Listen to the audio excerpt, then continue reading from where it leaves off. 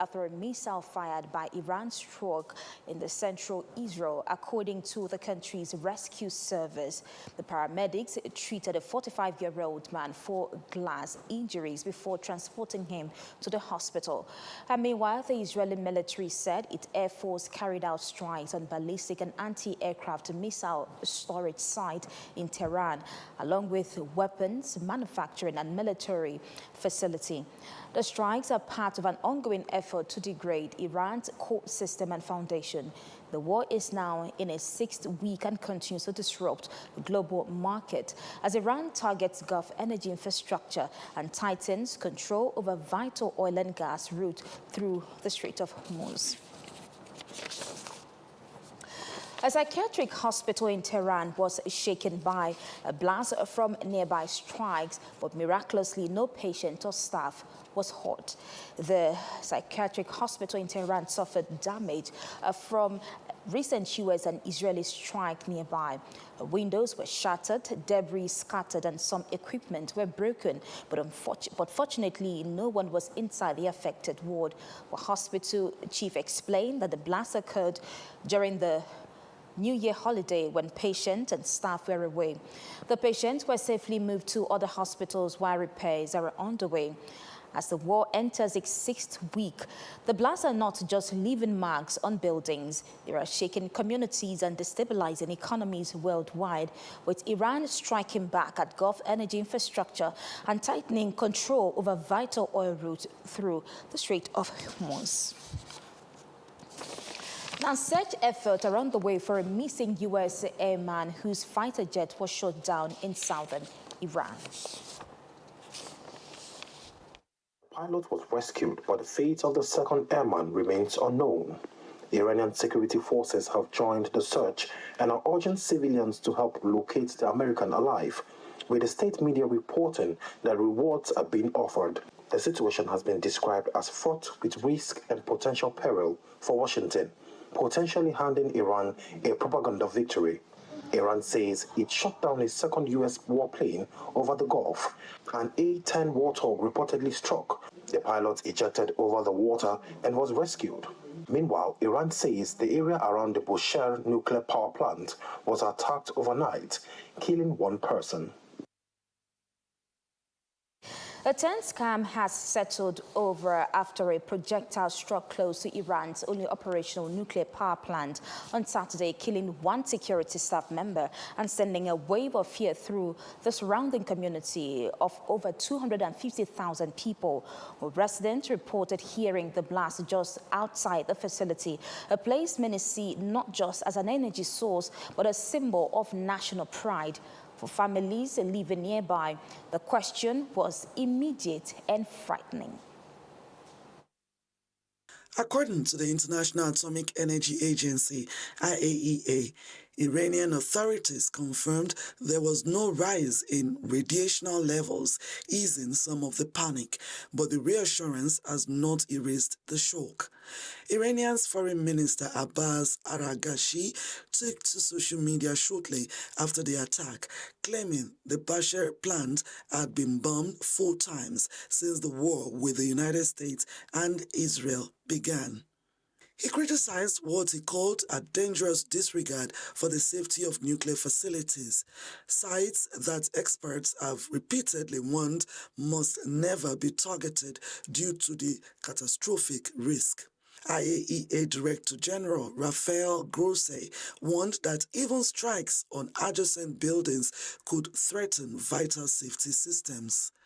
Iran's Atomic Energy Organization later confirmed that an auxiliary building, not the main reactor hall, had been damaged in the strike. The fatality, they said, was a member of the plant security team. But the Bushehr incident was only part of a wider escalation. Across the southern province of Khuzestan, explosions lit up the sky as U.S. and Israeli strikes hit several petrochemical plants in one of Iran's most important energy zones. At least 5 people were reportedly injured, and smoke could be seen rising from multiple industrial complexes. A missile strike from Iran damaged a building in central Israel on Saturday, but residents were spared serious harm. A rescue team cleared debris from a building in Ramat. A fired clustered missile struck the area.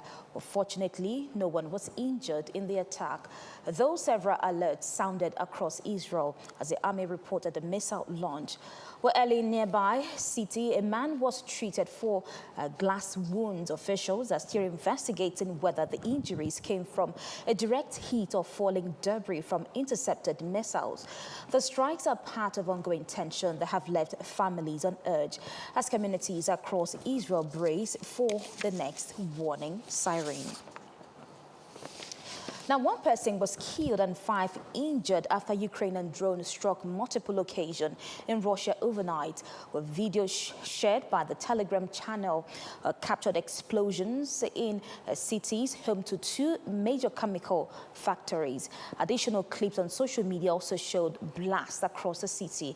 According to the region governor, several drones targeted the city, injuring an industrial worker with shrapnels.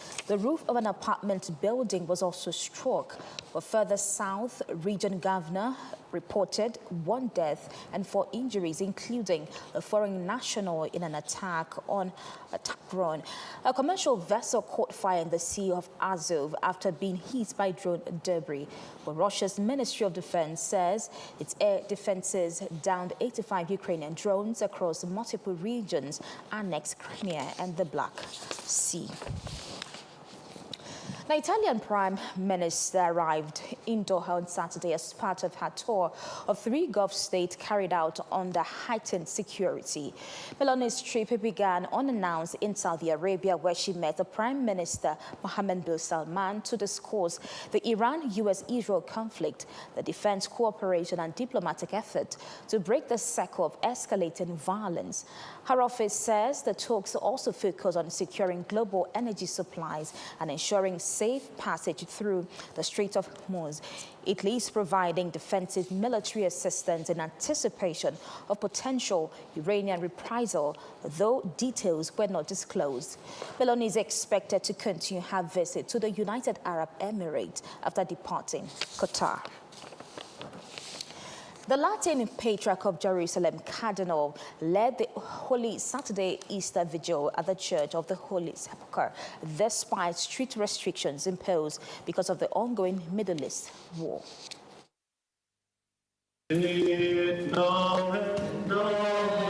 Only a limited number of clergymen were allowed inside, following directives from Israel's Home Front Command. Jerusalem's major holy sites remain closed as the city continues to face frequent Iranian missile attacks.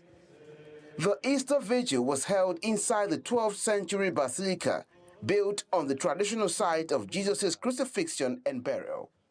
The scaled-down ceremony follows last week's incident in which Israeli police prevented Catholic leaders from entering the church for Palm Sunday Mass for the first time in centuries, a move that drew sharp criticism from the United States and other countries. Monday, Israeli police said they had approved a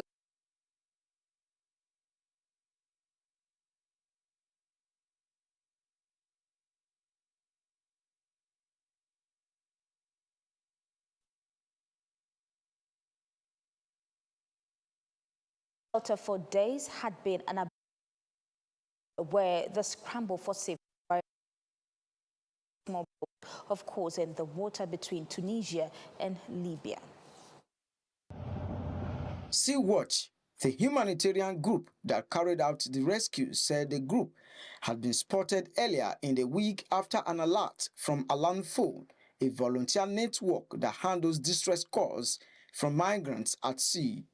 Initial reports estimated 47 people were stranded, but rescuers ultimately found 44.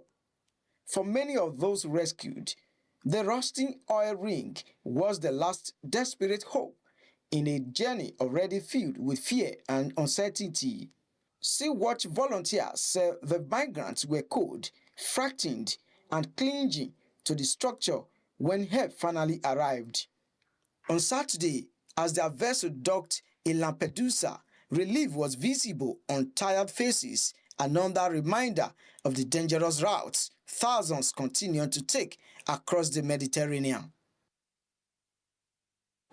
A 5.8 magnitude earthquake shook part of Afghanistan and Pakistan, leaving homes in ruins and families scrambling for safety. Now, this was in quite a Friday night, as families in Kabul outskirts felt the ground roar beneath them. By Saturday, Afghan authorities confirmed 9 deaths and 5 injuries, with 38 homes damaged or completely destroyed. In Bagrami district, Nazi stood in the rubble of what used to be a neighbor's shelter. At around 9:30, everything just shook, he recalled. The family rushed out, trying desperately to pull survivors to safety. The victims were Afghan refugees who had only returned from Iran and Pakistan 2 weeks ago. Heavy rains in recent days had softened the ground so badly that when the quake struck, the wall collapsed instantly. District leader Ahmad Zai Kandahari said 8 members of the family died. A child who survived with severe head injuries is still receiving treatment, according to the health ministry. By morning, the only things left were broken bricks, scattered utensils, children's blankets, and whatever personal belongings could be recovered. Afghanistan sits on a volatile seismic zone, and Friday's quake was another painful reminder. In recent years, powerful tremors have destroyed entire villages, most built with wood and mud bricks, and claimed thousands of lives. As families in Bagrami sift through debris, many say they are not just rebuilding homes, but rebuilding hope brick by brick. And now in Senegal, where government ministers are packing away their passport, for now at least, the soaring price of oil in the wake of Iran and conflict has forced the government to freeze all non-essential foreign travel. The Prime Minister announced this while speaking to a hall filled with young people. He explained that the cost of crude oil has nearly doubled beyond what the nation budgeted, putting unexpected pressure on the country's finances. Even his own trip to Niger, Spain, and France have been postponed. More belt tightening is coming. It says the minister will unveil further cost-cutting measures next week as Senegal works to shield its economy from the global oil shock, where other African countries are already rationing electricity and slashing fuel taxes to cope. Now, despite the challenges, he tried to strike a reassuring tone. He told the youth that he didn't want to frighten them, only to help them understand the realities the world is facing. He says, and I quote, "Times are hard," he admitted, "but Senegalese people are resilient," end of quote. You're still watching The World News on AIT. More report after this break. Please stay with us. The stories now break online. Don't miss anything from our real-time updates and exclusive content. Follow and participate in discussions on live TV studio programs to shape the narratives. Subscribe, engage, and share from AIT.live at AIT_online on X, AIT Online on Facebook, Official AIT Live on Instagram, TikTok, and Threads on YouTube. Stay connected with AIT. On air, online, on live. Thanks for still staying with us on The World News. And here in Nigeria, the Egbema Peacekeeping Security Group in Warri North local government area of Delta State have pledged their support to the operations of Tantita Pipeline surveillance contract in the Niger Delta region. They made their position known during a press briefing held in Sapele, Delta State. AIT's Adiri Akpomerin has the details. They are from Egbema Kingdom in Warri North local government area of Delta State. At this gathering in Sapele, they have one goal in mind: to support Tantita's pipeline surveillance contract and reject its decentralization. If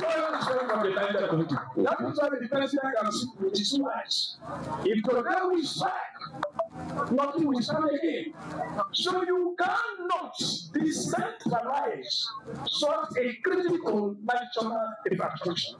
It must be given to who has the weapons to the down, the strength, the technology, and the collaboration with the Nigerian security apparatus, and somebody who commands the Niger Delta. With the women in Egbema, we have been peaceful. There was no armed robbery, no kidnapping, no raping of women in the creek. We have been peaceful, we have been benefiting from him. So anybody that is against him, from this moment, should remove his or her hand. It's an appeal. Once a contract is given to somebody, it has been given. And there's no way you can agitate to take part of the contract which is not done. They too should be looking for other contracts. Egbema, as a kingdom, is solidly in support of the Tantita Security Surveillance Company. They also want President Bola Tinubu to consider expanding the scope of Tantita's operation for more effective results. Since Tantita come in, there's nothing like robbery, there's not like kidnapping in my kingdom, in Burma. And Tantita, since when they started their work from Ondo to Akwa Ibom, they are working very well. Because Tombolo did not just wake up one day to become a chairman of pipeline security.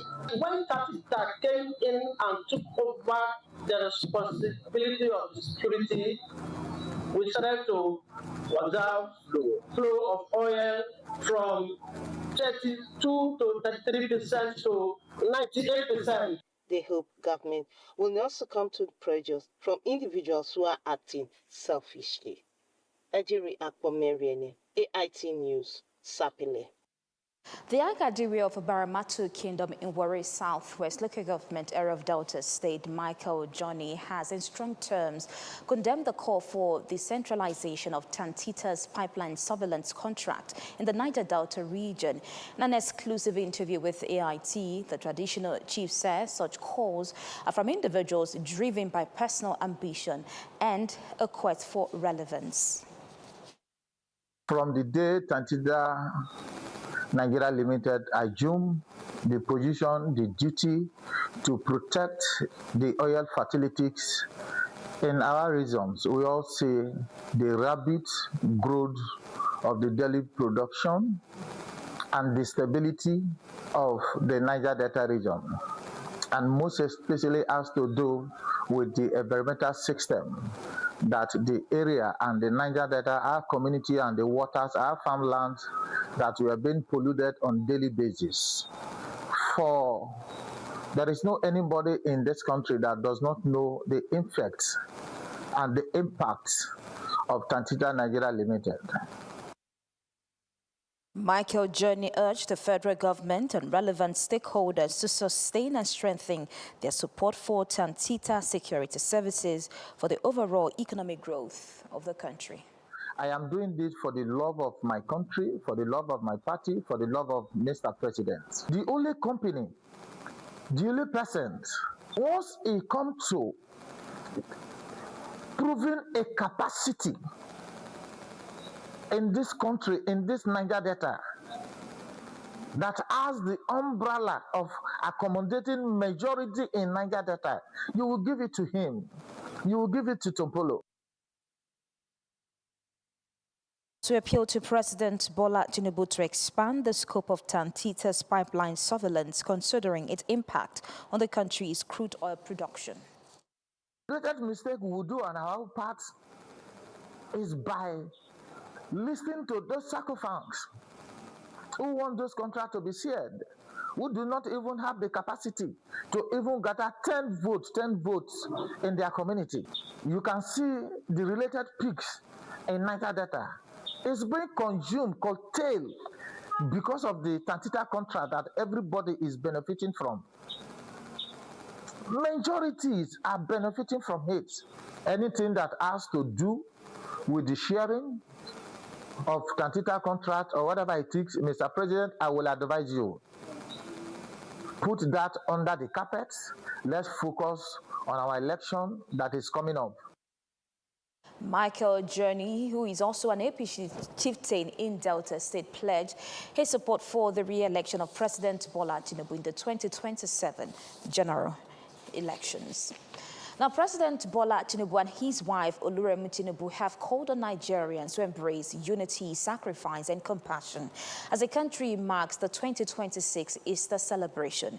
In his Easter message released on Friday, the president congratulated Christians in Nigeria and across the world, noting that the season commemorates the crucifixion and resurrection of Jesus Christ, while symbolizing the redemption and hope for humanity.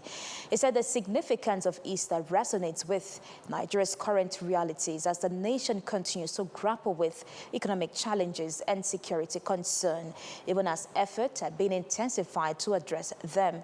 President Tinubu acknowledged the sacrifices of members of the armed forces and assured that his administration is providing the needed resources and strengthening foreign partnership to tackle terrorism and banditry. The president also referenced his recent visit to Jos, where he met with victims of violence in Plateau State, expressing sympathy and reassuring them of improved security, noting that security agencies have given strong assurances of progress. He further called for political maturity as the country approaches another electoral cycle, urging political actors to adhere to the Electoral Act and prioritize peace, stability, and national interests. In a separate Easter message, the wife of the president, Senator Oluremi Tinubu, encouraged Nigerians to extend compassion to the vulnerable and promote love and unity, noting that the resurrection of Christ offers hope for a better future. The National Orientation Agency, NOA, is urging Nigerians to embrace love, tolerance, and unity as our nation marks Easter celebration. But the Director General, Lanre Issa Onilu, says these values are more crucial than ever, especially with Nigeria still grappling with the threat posed by terrorists and other criminal groups, citing recent attacks, including bombings in Maiduguri and assault in Jos.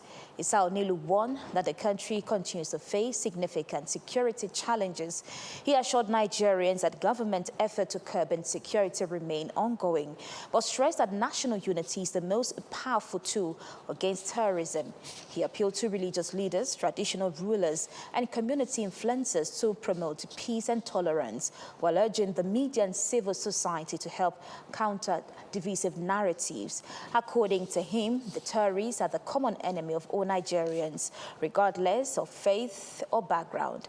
Issa Onilu extended Easter greetings to Christians nationwide, expressing hope that the season will inspire renewed faith, healing, and harmony as the country works to overcome its security challenges and strengthen national unity.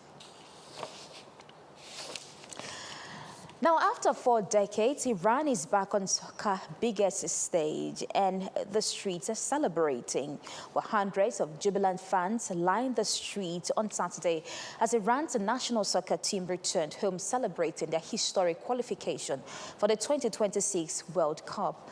The team secured their spot with a thrilling 2-1 victory over Bolivia in an intercontinental playoff in Mexico, riding atop an open deck wars. The players were cheered by crowds waving flags, dancing and honking car horns in pure joy.